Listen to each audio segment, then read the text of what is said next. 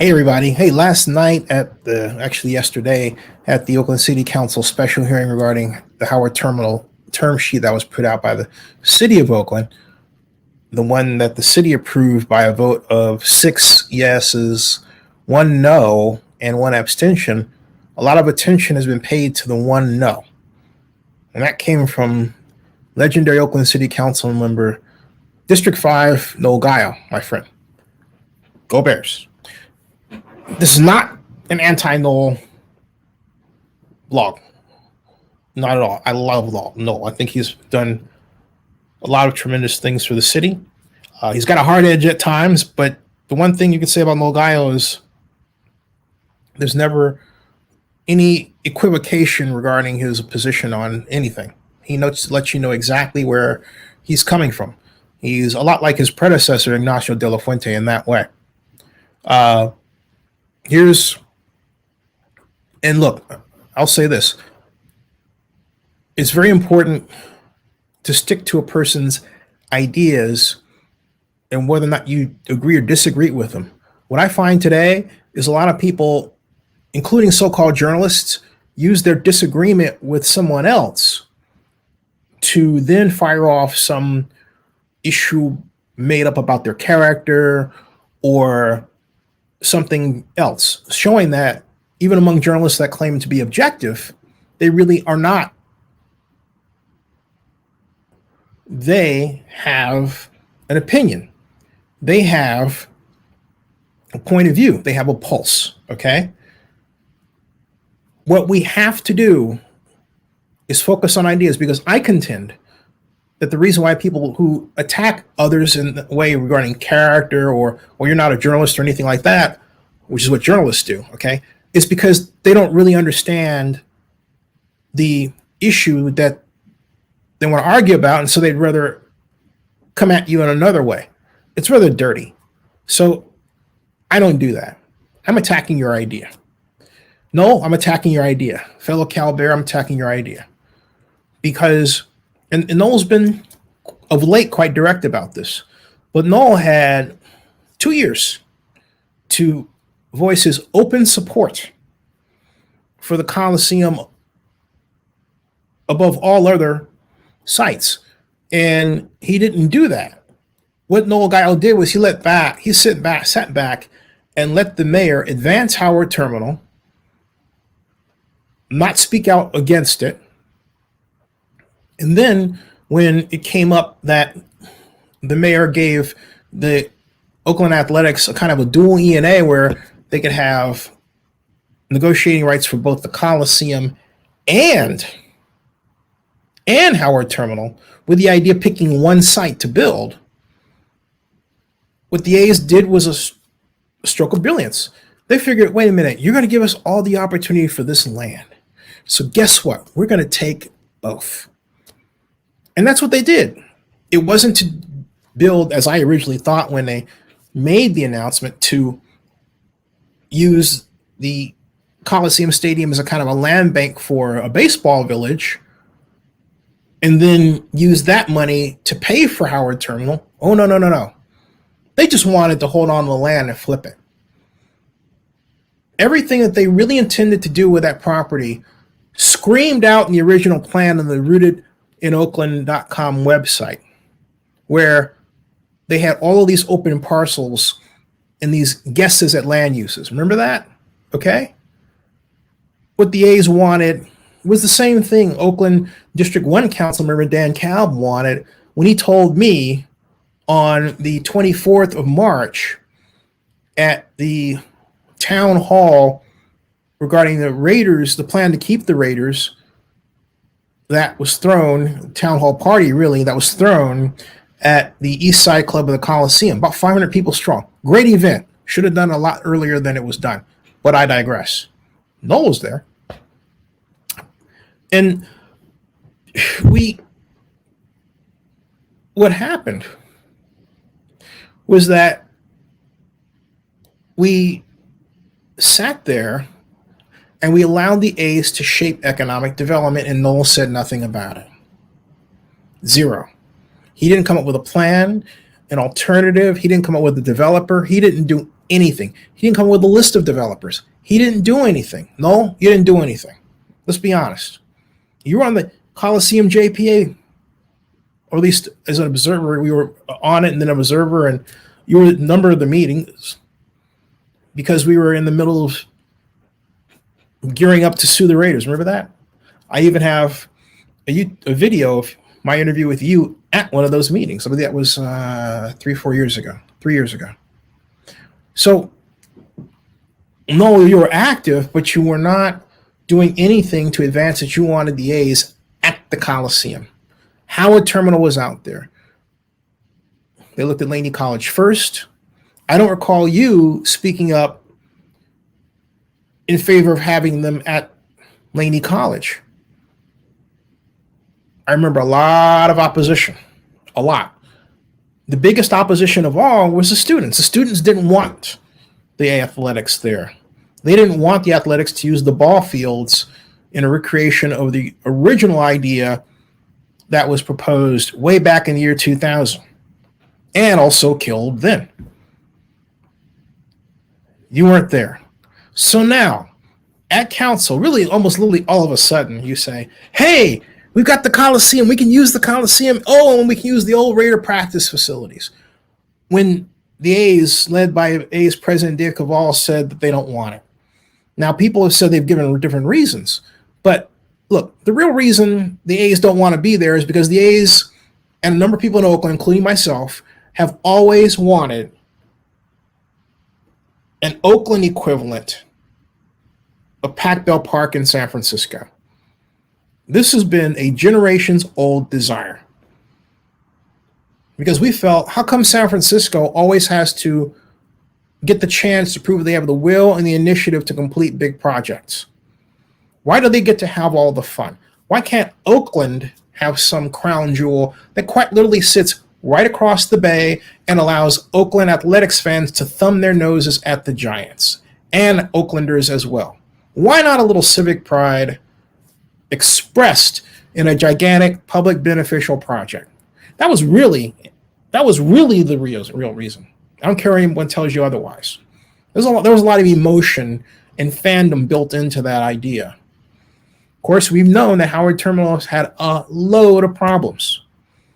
That's why it wasn't the number one selection among the 6 sites that was offered in the study that was financed by then Oakland City Attorney John Russo in 2000 and produced by HOK, Hamilton, Bada, and Castlebaum. All right? So that study, I believe, had Howard Terminal ranked 4th or 5th. And we all know why, because the infrastructure costs, which were then pegged at $150 million, now at $450, $350 million, were standing in the way. You would need a gigantic redevelopment effort just to deal with that alone. Everybody knew that. Well, number one was downtown. But then look what happened. Robert Bobb put together an effort to build a downtown baseball stadium where the housing is now for 4C across the street from the Uber headquarters and the Uber Square headquarters in Oakland, which used to be called Emporium Capwell, which used to be called Sears, on the corner of Telegraph and Avenue and Grand, turning in the West Grand Avenue in uptown Oakland. But Jerry Brown came forward and deliberately killed baseball. He did it, first of all, when he quite literally bequeathed that land to Forest City, gave them a promise, you hear me, a promise of a $70 million profit coverage. In other words, we paid them $70 million upfront guaranteed profit. Upfront, okay? Upfront. We did that. And as the guy you're looking at who brought Forest City to Oakland, after a presentation to Forest City that I gave to Forest City about Uptown and the economic virtues of locating Uptown and building the Times Square of the West at the July 1997 International Council Shopping Center Spring Convention, Oakland Councilmember Larry Reed was there, and so was now Bedrock CEO Kofi Bonner, Cal classmate of mine at City Planning. They were all there. That started because of an idea I had. I cold called Robert A. M. Stern Architects. who was working with Forest City.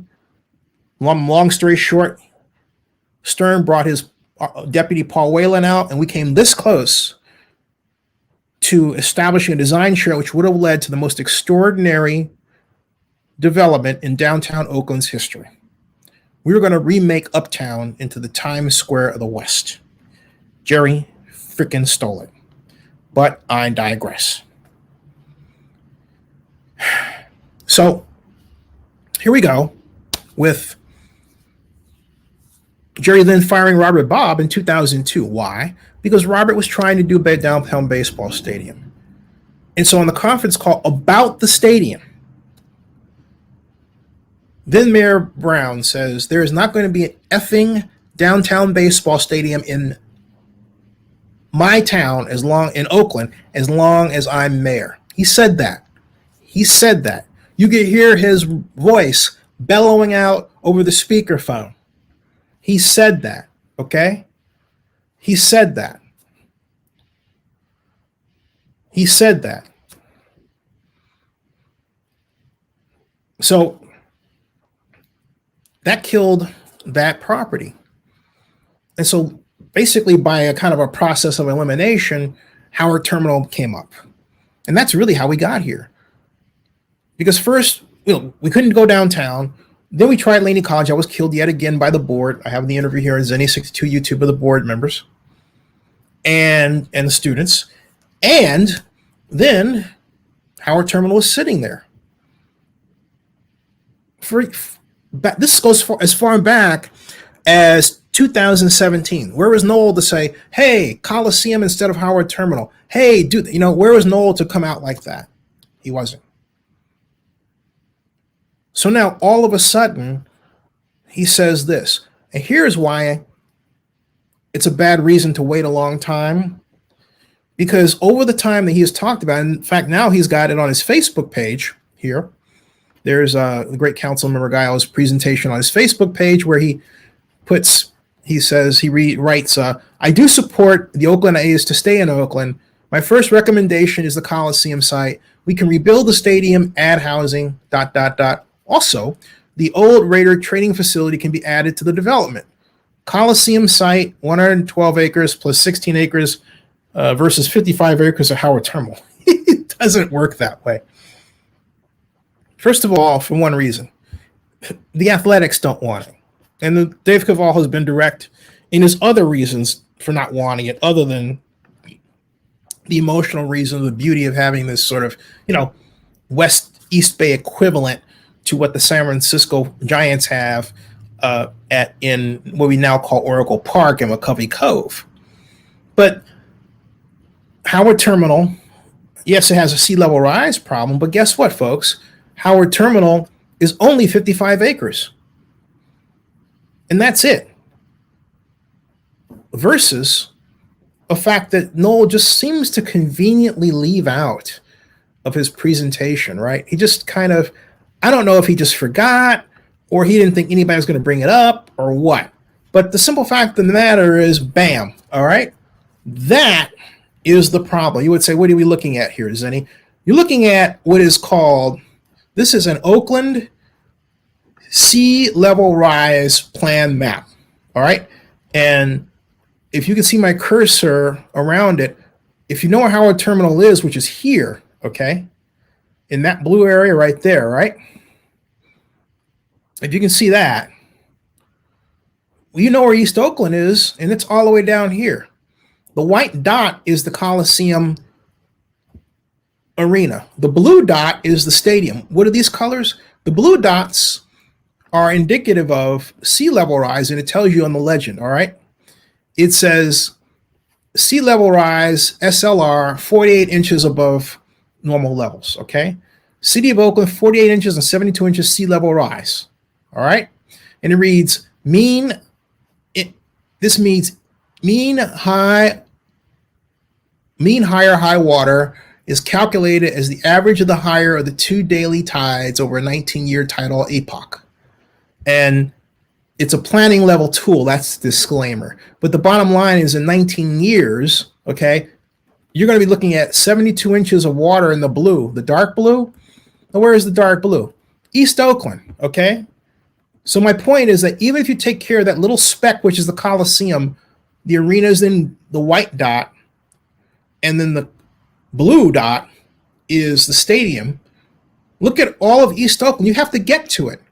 Folks, the problem is so bad that you have plans to discuss undergrounding that stretch of I-880 that goes through East Oakland. That's 2 miles.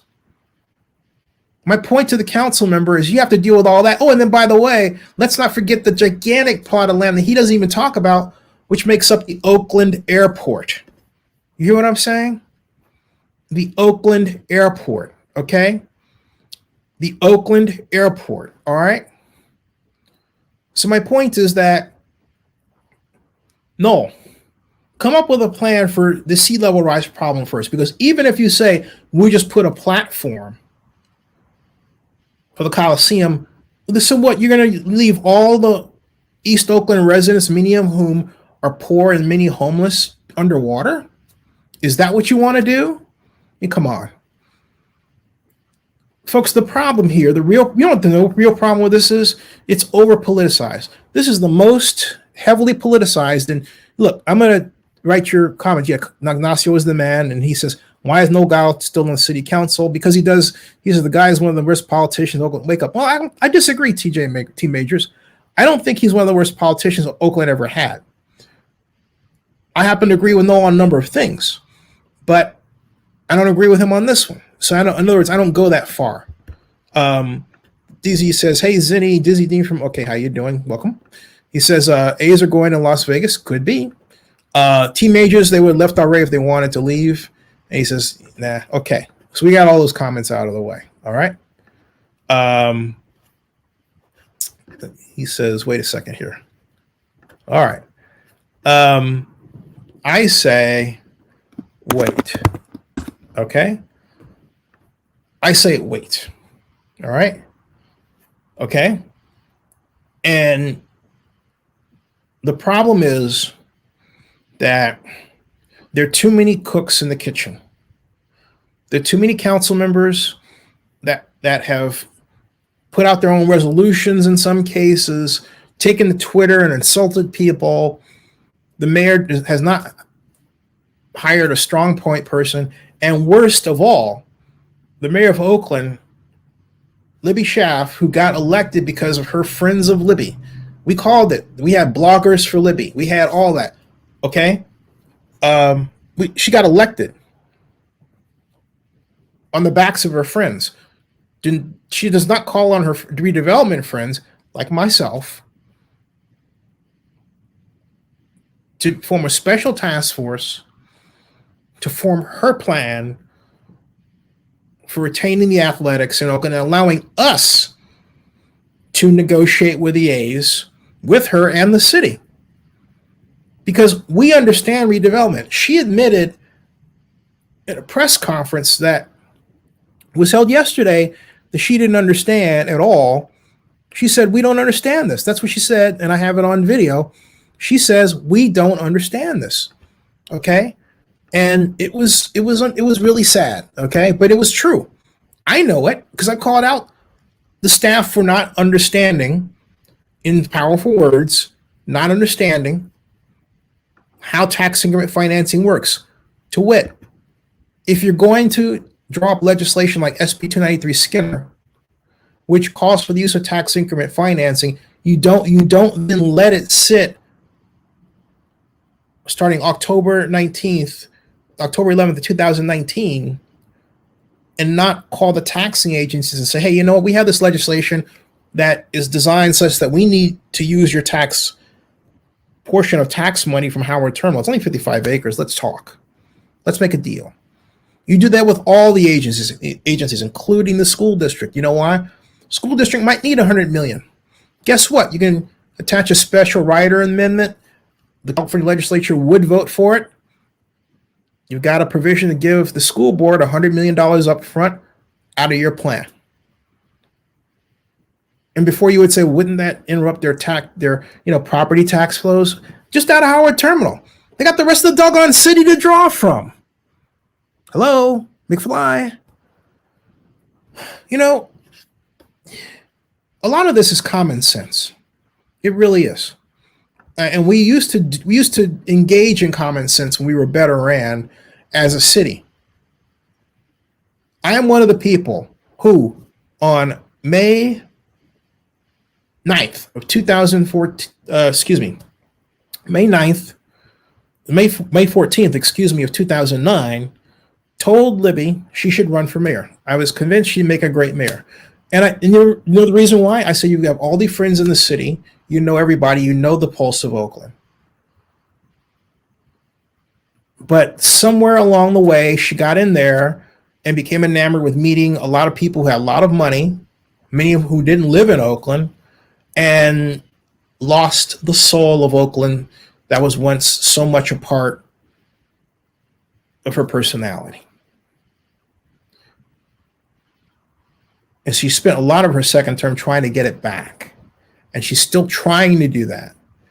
But the race issue has really gotten in the way. And while she's made significant strides in that area, and I say that as a personal friend, she's made a great number of mistakes that could be handled if she listened to her friends and said, hey, friends, and I'm not the only person saying this. There are a number of very high profile people who've been FOL, friends of Libby, who said the same thing. And I'm saying this publicly. Libby left her best soldiers on the beach. She's leaving her best soldiers on the beach. Okay? If you're going to run for mayor of a town, you live there for a long time, folks, here's a nickel's worth of free advice. Do not leave your best soldiers on the beach. All right? It says, this is true. AJ is right. Politics can change you in so many ways. John Mark says, I don't think Libby has tried hard enough, but I digress. Eric Sterling says, hey, Zinni, have there been any other mayor who would have lost all three sports franchises? No, Eric, but it's a very good question. I don't blame just her. I also blame strong mayor because, and T. Majors says, Libby has brought up, there's a lot of truth to this. Okay. There really is. All right. There is a lot of truth to that. I have to show this away. Again, there is a lot of truth to this. A ton. And so, but Eric Sterling asking this, Eric, I said this the other night and I'll repeat it. I believe that what's happening with Oakland is, in this instance, is a child of strong mayor. Because prior to strong mayor, which was instituted under what was called Measure X, when Jerry Brown ran for mayor of Oakland and won, as part of an effort to really recast himself as kind of a law and order guy, and then eventually do what everyone said he was eventually going to do, become governor again, which I feel was Jerry Brown's rightful place as a politician. That's a whole other story. I said it back in 2010, and I'll say that again. All right. Regardless of anything else, being governor of California was just the right place for Jerry for a whole host of reasons. But he did a bad thing in getting rid of redevelopment. He really hurt Oakland. And he, like Mission Impossible, you strike that match that lights the wick that causes the explosion. He struck the match that lit the wick that caused the explosion of homelessness and gentrification in Oakland by getting rid of redevelopment. Redevelopment law is gone, which is why, and since we're talking about errors, the mayor and the vice mayor, Rebecca Kaplan, should not be putting in the term sheet that their raison d'etre for affordable housing rules for the Athletics is redevelopment law, because we don't have redevelopment law anymore. You can get sued for that sort of thing. I'm talking about that with a number of friends of mine who are in development circles in Oakland. Builders, lawyers, people been around a long time, and they're all asking, what's Libby doing? It's like she's forgotten this if she ever knew it, or she's forgotten, to call us and say, hey, look, Zinni or blankety blank or blank or blank blank, does this make sense? But what she's doing is she's holding herself out there as the oracle, and it's going wrong. And she keeps doing it. She did the same thing with the NFL. The same thing. Okay? The same thing. All right? Who do you think, or who do you want to see run for mayor of Oakland and change the city for the better? I think Rebecca would be a good mayor. I really do. She's wanted it for a long time. She's smart. It's very difficult to argue that Rebecca doesn't have the best interests of Oaklanders in mind. I think what people don't like about how Rebecca politics and governs is the reason what that has kept her away from the throne the number of times she's ran.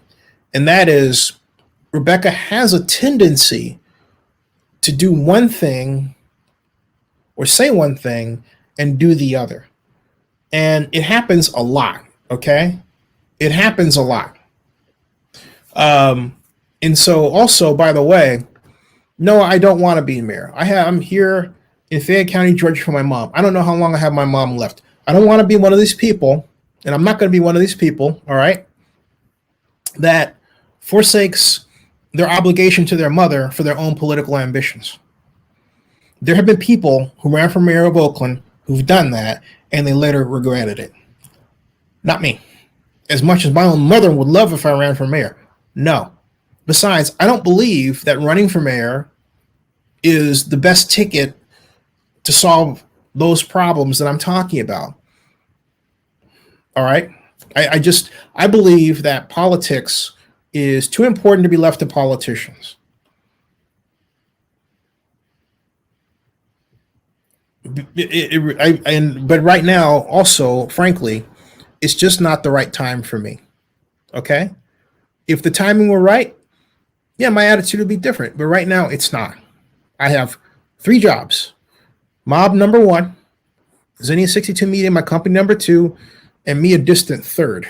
And I'm taking a hit. Yeah, I need to get more rest, and I need to take care of my health. But having said all this, that I say this. Thank you for the constant comments in that way. No, my I'm the only child. My mom's the only family I've got, and I didn't have the good fortune of like all of my other friends meeting their wives at Berkeley. I tried, didn't work out, and that's that. Some things in your life work the way you planned. Other things work, but you just keep going. So Zinnia, Oakland needs a Tom Bradley type of mayor, a guy that can get things done, or a woman. Yeah. I'll tell you who. I think Derek Sue would be interesting. He's homeless. I think he would be a great candidate for mayor because he's homeless. I think the next mayor needs to be somebody that is suffering from or has suffered from the ills of Oakland, who has the most heart to want to change them. All right. So he says, did you hear her swipe at Las Vegas about the Heat? Don't when Libby does that, that tells me we've got a problem, because last time she did that regarding Las Vegas, we wound up losing the Raiders. And this is at the time for, if you want to be a great mayor, this is what you do. You go out there and you form a behind closed doors meeting, you form a plan, you immediately implement the plan. You do not spend your next morning after your disastrous council meeting being in front of the cameras of mainstream media that people don't watch anymore. It's ridiculous. She was in front of the camera, the night before. Enough is enough. But every time these folks call her, she feels like she's got to be ready for them. I remember telling her once, you're not being paid by the media, by the mainstream, not being paid by those folks. Or are you? You don't need to answer to them. Be your own boss. It's like every time they crack a whip, she's got to I got to be on camera. No, she doesn't. And it doesn't serve her well. Libby and her staff, and I like them as people, but I don't like how they handle things. They don't understand, and this is driven by Libby, that you make your own media today. Okay? You don't let somebody else tell your story. You tell your story. And that's a large part of Libby's problem. When Libby has asked me to, blog or vlog something about her, it's been along the lines of, hey, Zen, you're a black guy, say something about me to the black community. I am the last person the black community listens to. Okay? Let's just be real about that. I am the last person. I am not Mr. Black Guy. If anything, to a lot of people, I'm Mr. White Guy. I don't care. I am me. So the last thing I'm going to do is like, oh yeah, because I'll say something in a minute. Someone will say, well, gee, I didn't know he thought that way. And then I can't figure out where he's coming from. Like, Cat Brooks once said I was contrarian. I'm not contrarian. I just look at problems on a problem by problem basis. I don't feel like I have to follow a line that's liberal or conservative. I think that's stupid. Jeez Louise. Anyway, don't negotiate media. Yeah. Trying. In case y'all don't know, Tom Brady was the longtime mayor of Los Angeles. Under his watch, LA became the global city it is today. True. Dizzy Dean says, what if, like the NFL did with the Raiders, MLB put pressure on the A's to move? Well, they're kind of doing that. Dave wouldn't be on a plane or have been on a plane to Las Vegas if that wasn't the case. It seemed like Dave changed his tune from city council mode. Well, what do you mean by that, Max? Hey, by the way, I'm going to do something just to make the communication a bit cleaner. I'm going to invite, if you want to make a comment in a video way, I'm going to share this link with anyone if you want to say it, and that way I can understand you better. But it's got to be video and not audio. I want to see your face. Okay. Libya would rather talk to San Francisco establishment media. Yeah. John Mark says, are the A's gone? Well, they're not yet gone, but Major League Baseball is clearly driving this. Less so Dave. Dave is acting on the wishes of his bosses. Talking about A's president Dave Cavall. All right. Now he says the residents of Vegas don't want the A's unless there's a different tax for tourists to pay for them. Whoa. Hold on a second. Who says there's going to be a tax involved this time? Right? It could be a private placement bond, a private activity bond issue. What is that? It's where the city, let's say the city of Las Vegas, backs a bond issue that if it goes south, if it defaults, who pays? The A's pay. So it doesn't have to be that. There are a lot of ways, particularly with the infrastructure bill coming down the pike, even though I didn't think that the Biden administration would basically say, hey, don't use that to lure a baseball team from one city to another. But you know what? I was basically told my thinking was foolish by someone who, I know it sounds foolish, but it's my desire that it not be. I was using my desire. I didn't want the infrastructure bill monies to be used that way. But who am I to stop it? And on the other hand, if I were put in a position where I'd use the infrastructure bill to basically lure the A's, yeah, I'd do it in a heartbeat. I'd do it to keep them too. Right? So there you go. Excuse me. Why are these people so anti-business? Eric, that is Eric Sterling. Question of the day. Yeah. I mean, why do we go from what we originally started out with when I was originally talking with Dave Cavall about using tax increment financing, which is to be able to raise money to build affordable housing, so they would have the money. No business person goes into endeavors like this with the idea of using their own money. I don't care how much you might want to soak the rich. This is not that project. You will not soak the rich. You will lose the rich. And the simple fact of the matter is you have to understand that there are some people who have enough capital to get projects like this done. You don't chase them away. Okay? You don't chase them away. All right, radio guy, you got to use your real name. I'm not doing fake names. Okay? If you got to use your real name, it's got to be a real name. No real name, no win. Sorry, no ticky, no washi. No way. I don't do that. Be real, be an adult. Use your name if you're going to come in. Otherwise, don't do it at all. You understand? Just don't do it at all. So anyway, let me get to, he says, do you think Fisher would agree to that bond? Well, he's the A's have agreed to a similar bond in the Oakland parlance. In other words, with the enhanced infrastructure development district approach or district financing approach that they claim that they want to use. Or if you take the other approach with SB 293 Skinner, in either case, the law allows for the letting of a bond such that if it defaults, it falls on the Athletics. All right. So the A's have already been on the record as being for that. So I don't see at all why that would change in the Las Vegas parlance if such a subject came up. Okay. He says they need to come together and meet halfway. Yeah. Dizzy Dean says apologies if this has been raised, but why don't they knock the Coliseum down and build a new stadium there on that site? Dizzy Dean, it has to do with this problem. And this is, first of all, aside from that, but it's also this, all right? And again, if you straighten out, if you build the Coliseum on a mound for sea level rise, look at all the blue in East Oakland, all right? Look at all the blue in East Oakland. Oh, look at all that East Oakland is blue. And you see the dark blue? That's true residential East Oakland. All right? You have to deal with all of that. So my plan is to create what we used to call the Coliseum redevelopment area.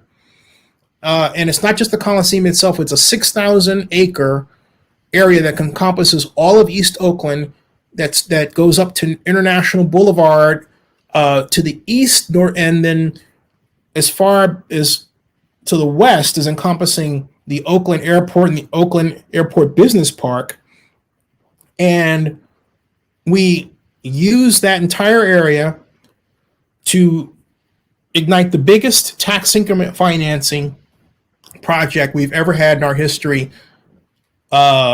since the original Coliseum redevelopment area, of which I'm the person who was hired to make the redevelopment tax increment financing calculations for. Hey, John Marks, how are you? I'm doing pretty good. How you doing? I'm fine, thanks. Yeah. Hey, so what do you think about all this? I'd rather not say. But Politely.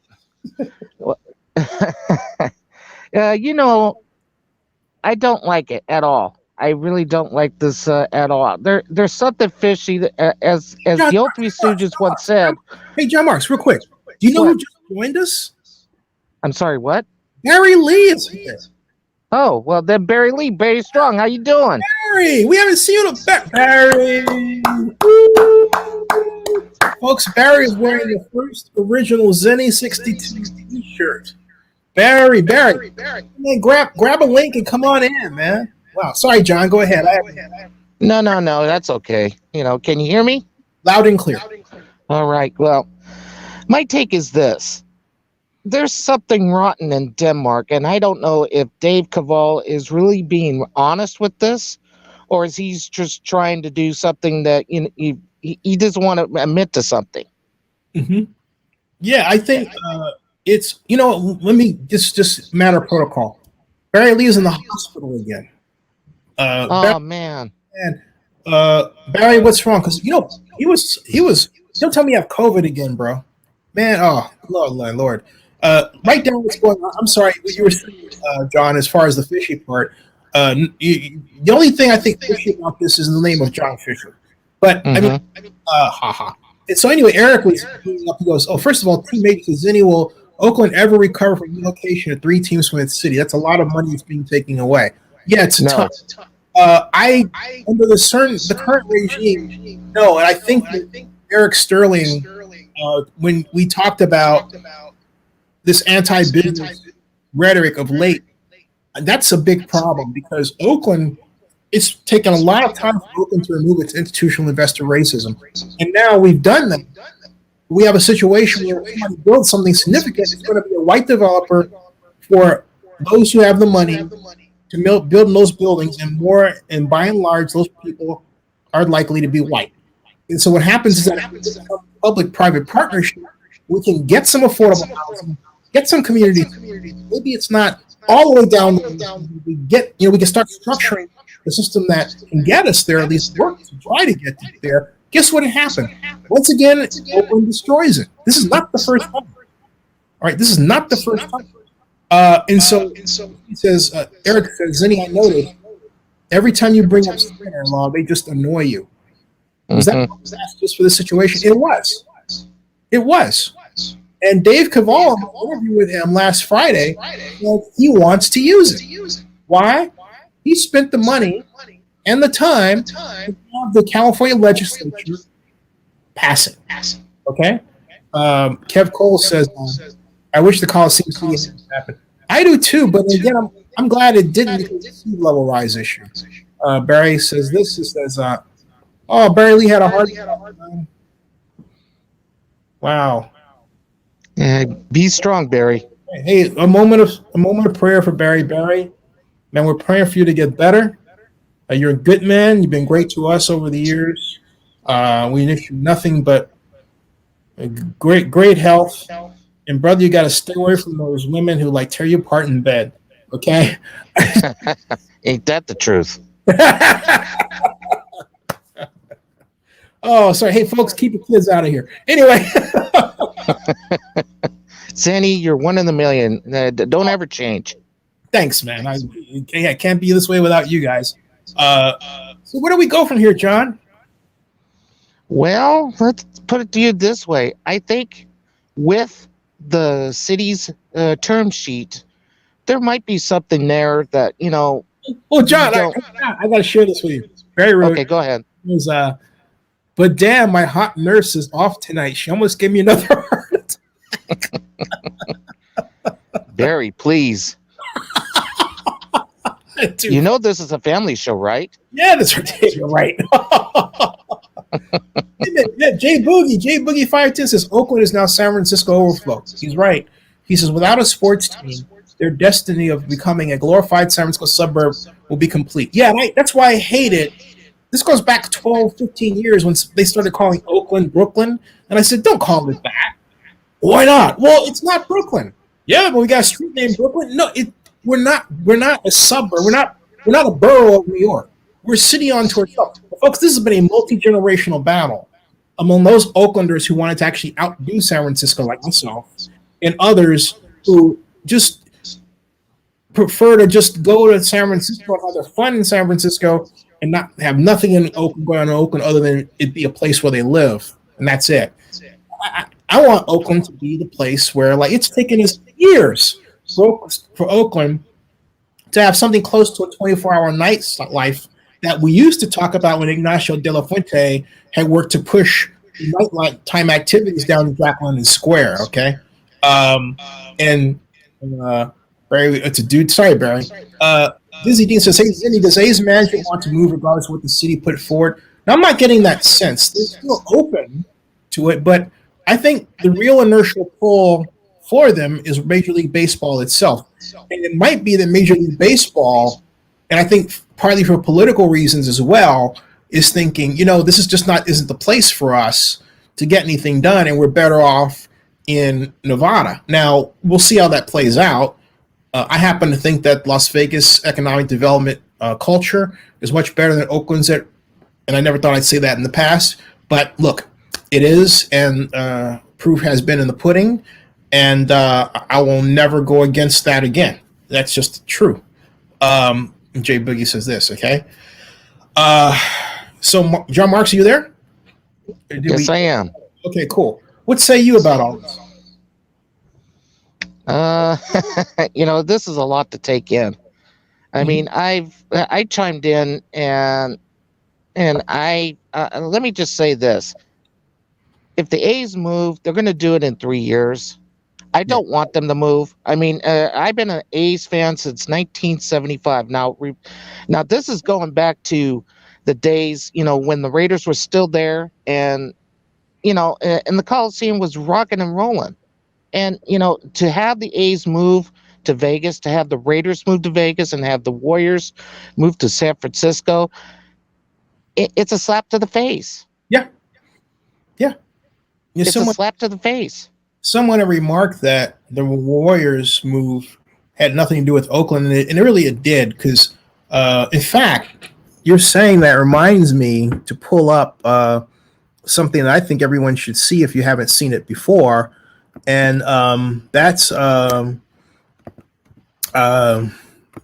Warriors owner Joe Lacob, when That's correct. he was at the Warriors kickoff party for what the San Francisco media incorrectly dubbed as a groundbreaking for an arena, and it wasn't at all. It was over at Pier 32, which really didn't work out for them because for another reasons. But let's see, we've got here. Let me go to my channel here. Oh, wait, go to here. Okay, I'm sorry. Trying to call this up real quick. And Joe, I think very, very politely discussed what the problem in Oakland was at the time. Here's Joe Lacob responding to my question regarding the possibility of a lawsuit after they made it clear that they were going to leave Oakland for San Francisco. This is at Pier 32. This is Joe Lacob, Golden State Warriors owner. This is May 23rd, 2012. Here's Joe. Conversations. Yeah, we're having conversations certainly with everybody, and we're looking into all options. But he really came after us aggressively, and his staff. Some of the people, Jen Matz, was very involved in this, and I have to give them a lot of credit for being, great visionaries and being entrepreneurs. Hey, Joe, I have to ask, how much of this is criticism of the JPA Coliseum as a guy who worked before the Coliseum? I mean, what? There's really started in the Oakland. There's no criticisms. Okay, I mean, clearly the previous ownership of the Warriors, not us, had issues that we all know in the courts with the JPA. When we came in, we did what we should do, which is settle all that. We wanted to have a clean slate, and we did that. Right. And we have a very good, I feel, a good working relationship with them. I do think it's not the easiest. It's a public venue. We don't have control of the venue. It's not the easiest thing to manage, and it's an old building, and there are a lot of problems. But that has really nothing to do with this. At the end of the day, we really looked everywhere and we said, where is the single best place? If we're going to invest a lot of money in San Francisco, Oakland, San Jose, wherever you are, California, pretty much, we knew it had to be, privately financed. Right. If we're going to write a check, if we're going to do that, we had to pick what was the best place for our fans, the best place for our investors, best place for everybody. But Oaklanders are going to wonder, was Oakland aggressive enough in keeping you guys? Well, I don't want to get in trouble with Mayor Kwan. Right. I think they're challenged because they have 3 teams that they're dealing with. And, in all fairness, I'm being empathetic here. Yeah, I understand. They have a difficult situation. And, it's not like they can go build 3 stadiums. That doesn't happen anymore in this day and age. So... And with about redevelopment, because redevelopment's killed. Redevelopment monies went away. You know. It's a difficult situation. Right. And I think that, they will be successful, I'm sure, at keeping at least one of those franchises. And they need to focus and work real hard to do that. We just felt for us, we're the first shoe to drop, I guess you could say. Right. But it just felt for us, we had to make an objective, independent decision that was the best thing for us long term. I think if you come here and you look at this and you get approached by San Francisco in a way that was so aggressive, so entrepreneurial, so positive, it's kind of a hard package to beat. What's the total price tag for this? Well, we don't know the exact price tag yet, but it's certainly 600 million, maybe. Ballpark. Certainly 500 million or more. Yeah. Are you at all concerned with litigation from Oakland? I'm not going to comment on anything like that. Gotcha. How great is it to make this announcement, as well as the D-League team is awesome? Yes, it is. And we're very excited about that. It sort of expands our footprint in the Bay Area. I think Santa Cruz is going to be an outstanding location for the D-League. Having someone who spent some time down there over the years, I think it really, really is going to be great for that community. And I know they're very excited down there to have it. And all our players and our coaching staff are excited because we'll be able to drive back and forth, either Oakland in the next 5 years and certainly later from San Francisco. It's just a great thing. We can develop those players and be in close proximity. What other cities you look at? For the arena in the Bay Area? Was it just the Bay Area? Or? For the Warriors? Yeah, to move out of Oakland. I mean, which other cities? Well, we weren't looking to move out of Oakland. We certainly spent a lot of time thinking about Oakland and looking there. We spent a lot of time in San Francisco. We considered San Jose, though did not pursue it aggressively, in all honesty.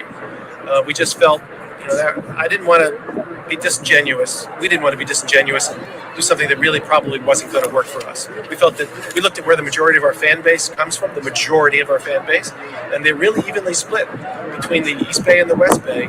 And we just felt that we needed a place that everyone could get to. There was great public transportation. And look, the bridge is right there. You can drive right over from the East Bay. You can take BART in from the East Bay. It's actually, you can get there quicker from some parts of the East Bay than you can to the Coliseum site. And there's the idea that there's not parking around here is not true. There's 16,000 spaces within a 20-minute walk. We've commissioned a study on that. There's all kinds of financial district and all the parking is walking distance. You can try it yourself. The Transbay Terminal is going to be in the same year we're opening this arena in 2017, and it's the largest transit hub in the Western United States. Muni, BART, the expansion over there, everything. It's all there. The ferry comes right to this site. You can't beat this site. Joe, was this? So you get the idea. So that's all right. That was some of Emily Palin's music there, but my point is, and you heard it there, but I want to play something else for you because Joe talked about how aggressive, San Francisco was, and look, haven't we heard that lately from Las Vegas, right? So, we're in a situation where it doesn't matter where you turn. It doesn't matter if it's Las Vegas or San Francisco. The simple fact of the matter is that we are being outworked. Oakland is being consistently outworked. All right, and that's the real story here that people really have to wake up to and ask the city government, hey, why are you so 11th hour on everything, and why don't you work to be ahead of the game? This is Ed Lee, who's was my first client.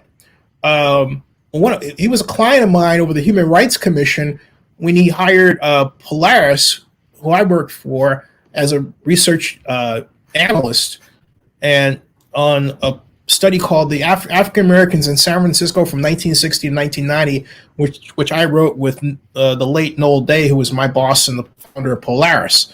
But this is Ed Lee, is the mayor of San Francisco, talking at the same event, talking about doing the deal without redevelopment. 2.5 years of construction. So it'll be 2 years from now that we really see it. When is the shovel? There have been grandiose plans for this. I'd say shovel in the ground is about 2.5 years from now. From now. Yeah. So there have been grandiose plans for this, it appears, for decades.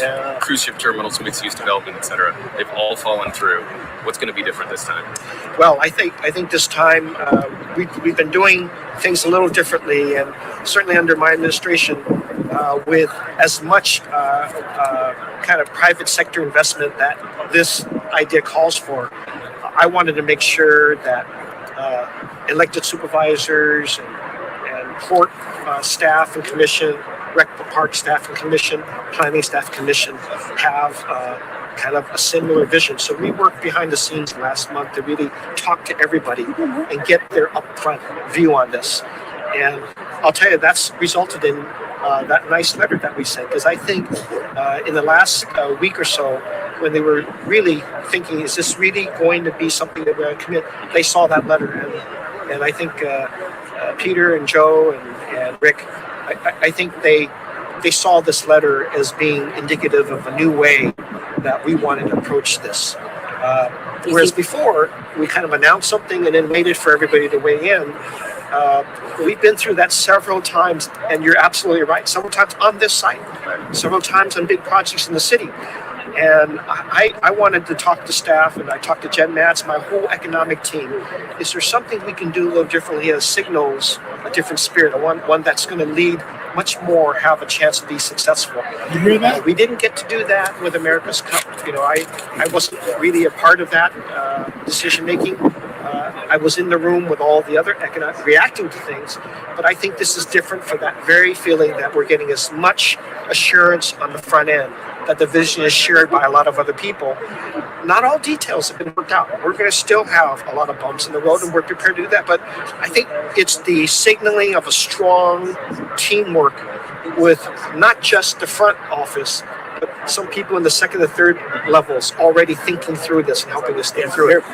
We don't have redevelopment anymore, so are you concerned that because of the inability of the city to use redevelopment power, that perhaps this deal won't get done if private markets change? There is that. I mean, I've done a lot of deals. So, well, we of course had to do our own little financial research on our new owners, and I don't think these three gentlemen would be here announcing so publicly that they're going to do this on private financing if they haven't locked that up. And I know also that they wouldn't be able to lock that up unless we were a city with a lot of economic confidence about where we're going. That's what I've been working on, and I think it's been very complimentary without getting into their private business. Right. I haven't required them to name names for me or anything like that. All I said is, here's what I'm doing. Here are examples of why this new approach is getting success. Folks, listen to this. We saved Twitter, but not only Twitter. Listen to this. This is different, all right, from how the African American Sports Entertainment Group was treated. Even though they have access to a lot of well-moneyed African American groups, I believe it was, I'm not going to say the name of the person in the city of Oakland, but they said, well, do you really have the money? Do you see what he said? He didn't question whether or not Lacob and Gruber, he would say, well, that's because it's Lacob. But he could have, right? But my point is, if Oakland treats its developers in a more professional way, and if we've done that in the past, which we haven't, more often than not, we wouldn't be in the situation we're in today. We can learn a lot from what the late Ed and Lee did. A lot. Now you look at that very site, and there's at least 6 other companies that fill that whole place.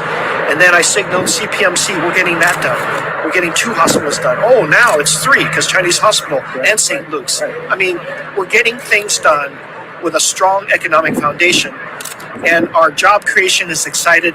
I did 2 commencement speeches last weekend, and you should have heard the number of kids who are so hopeful that our city is going into the jobs creation because they're nervous coming out. Anybody would be nervous. But I think the investor confidence we've created and all the things that we're doing has invited people to say, I'm going to put in hundreds of millions of dollars in the private stuff and take the risk with the city because we're all going in it together. We just have time for one more question to get back to possibly litigation from the city of Oakland? Well, It's very real, I might add. I think then, the first week, a lot of things are going to be said, and I've been around long enough to know that the first week I don't react to, because it's they said that. You're smart. It's kind of like when I was elected. Anyway, that was funny. I miss Ed. Ed was a Mitch. Just purely a great guy. He passed away of a heart attack at 60.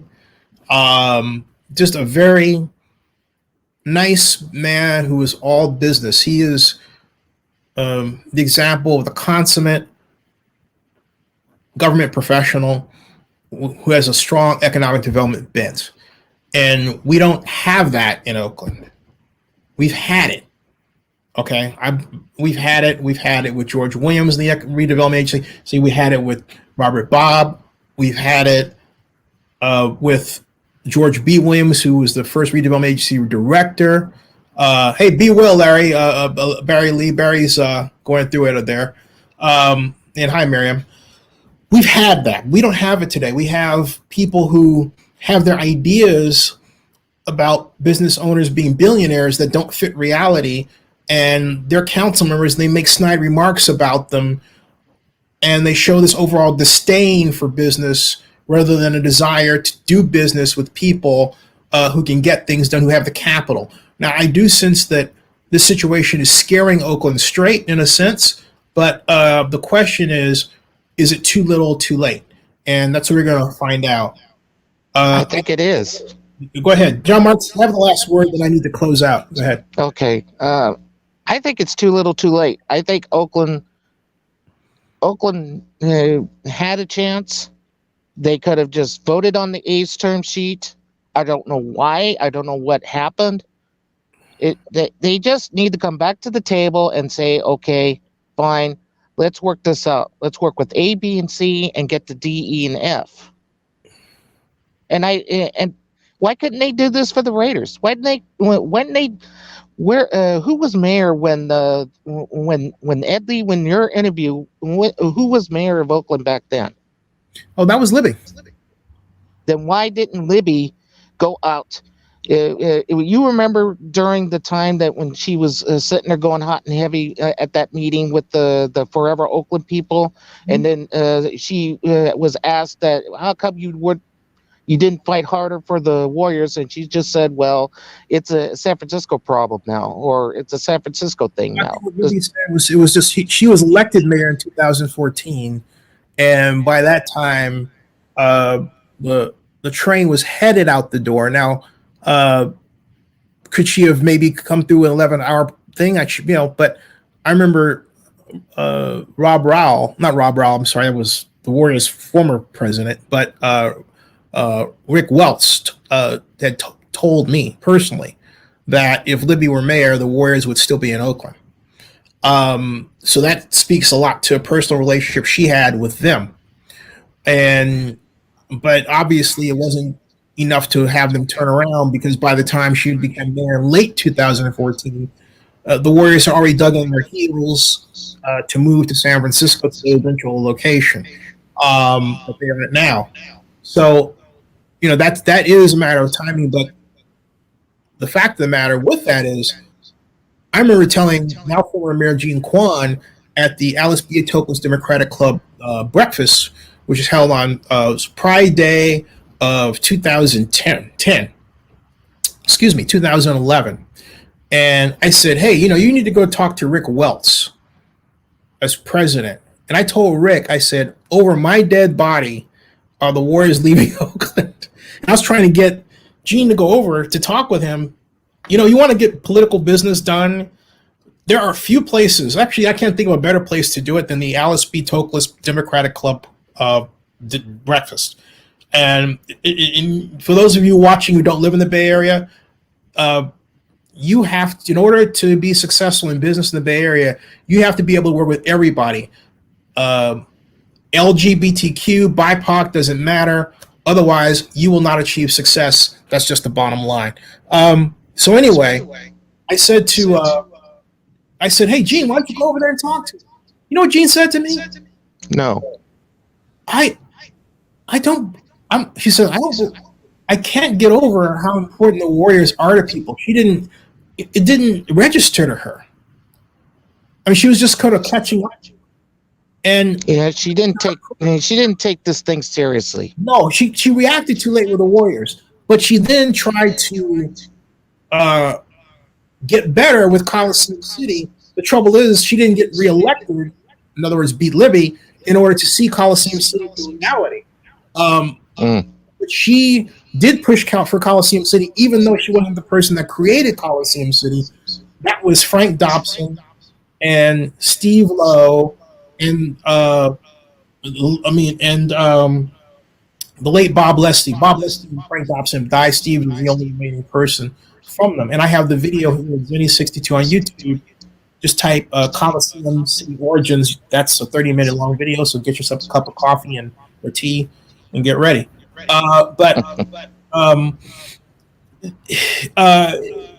Between Gene and Libby, yeah, we've done a lot of backsliding.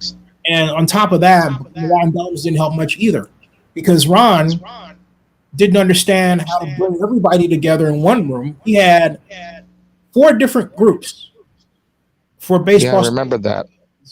And I was on one of them, and I said, wait a minute, how come you have Mike Gilmetti and Doug Boxer, and they've got their own group, and you're listening to them more than you're listening to us? Why am I sitting here? I quit, and I wrote about it. So, it was ridiculous. I'll say. Rest in peace to the great Congressman Dellums. Have to say that. But look, that goes back to my statement I made before. Strong mayor took away the professionals. It took away the amount of time that we had a chief administrative officer. It made, instead of making like long years, like 5 or 9 years in the case of Henry Gardner or thereabouts, it's 2 years. In other words, you would see a 4-year term for mayor, maybe you don't see your chief administrative officer for half that term. That's not stability. And that's what Oakland has been dealing with since the year 2000. Okay? Mm-hmm. You cannot plan, you cannot create big projects, long-term projects successfully under a regime like that, because they're too subject to the political winds and mob rule, and that's what Oakland is dealing with right now. That's the problem. So the biggest problem really isn't Libby or Gene or Ron Dellums or Jerry Brown. It's the strong mirror system that Jerry Brown himself initiated, and Oaklanders passed. Okay, Can it be a change? yeah, it can be changed. You just have to have enough of a consensus and eventually a vote to do so. But this current system is not giving us the city we want. Right. I gotta sketch. Okay. Well, good show. And if you have topics, just send them to me here, Zenny at excuse me. Oh boy. Zenny62.com. Right there. Topic request or anything like that, or if you have a video you want me to post, something like that. All right. All right, John, everybody else. Live long and prosper. And Thank don't forget, watch horror films, keep America strong. Watch horror films, keep America strong. I like it. Broadcast.